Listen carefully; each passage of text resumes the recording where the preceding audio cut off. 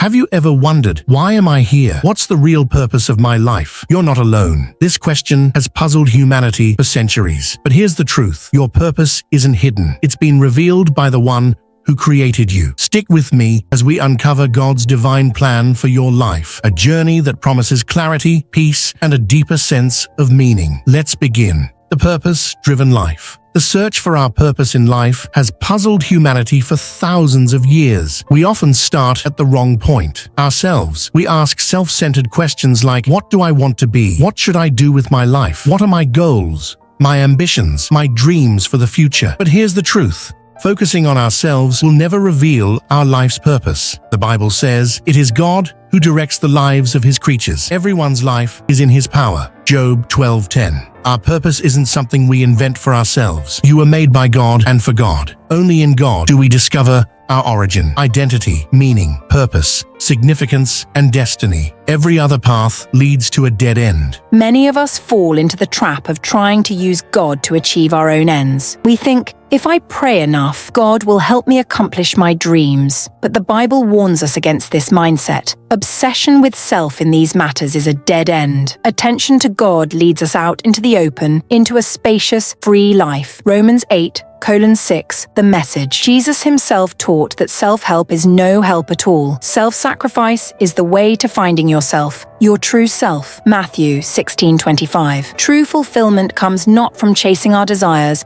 but from aligning our lives with God's purposes. God has revealed 5 clear purposes for our lives through his word. These purposes explain why we are alive, how life works, what to avoid, and what to expect in the future. Let's dive into these 5 purposes. Worship, centering your life around God. Worship isn't just about singing songs or attending church. It's about putting God at the center of your life. Colossians 1:16 reminds us, for by him all things were created, in heaven and on earth, visible and invisible. All things were created through him and for him. When we live with God at the center, everything else falls into place. Fellowship. Connecting with fellow believers. God didn't create us to live in isolation. He designed us to be part of a spiritual family. By building relationships with other believers, we find encouragement, support, and accountability. Romans 12:2 says, be transformed by the renewing of your mind. Fellowship plays a vital role in this transformation. Discipleship.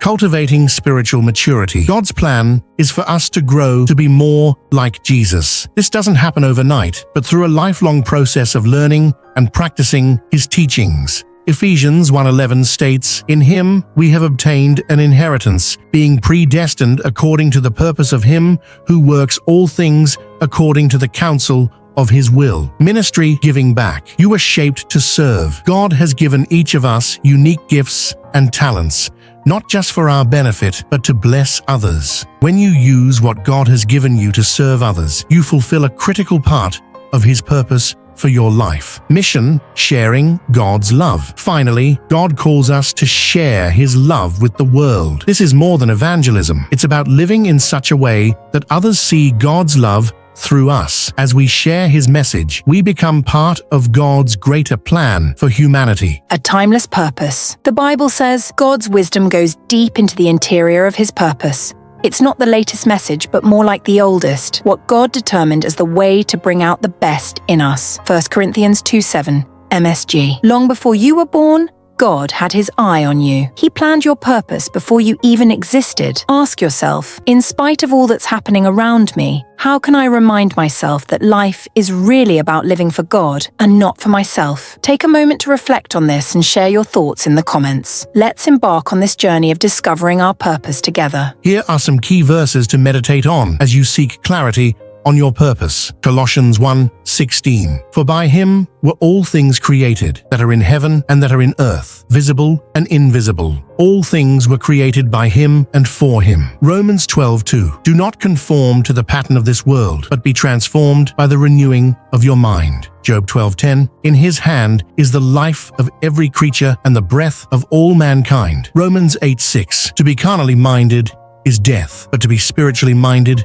is life and peace. Matthew 16:25. For whoever wants to save their life will lose it, but whoever loses their life for my sake, will find it. Ephesians 1:11. In him we were also chosen, having been predestined according to the plan of him who works out everything in conformity with the purpose of his will. Final thought. Remember, your life's purpose is not about you. It's about God and his eternal plan. When you live for him, you discover the peace, joy, and fulfillment you've been searching for. Let's journey together to live out the life God has called us to. Your life isn't random. It's part of a greater, eternal plan designed by God himself. Now it's your turn to take the next step. Reflect on this. How can you remind yourself that life is really about living for God, not for yourself? Share your thoughts in the comments below. I'd love to hear from you and journey together toward understanding God's purpose for our lives. If this video inspired you, don't forget to like, share it with someone who needs encouragement, and subscribe for more content like this. Together, let's discover the life we were created for. See you in the next video.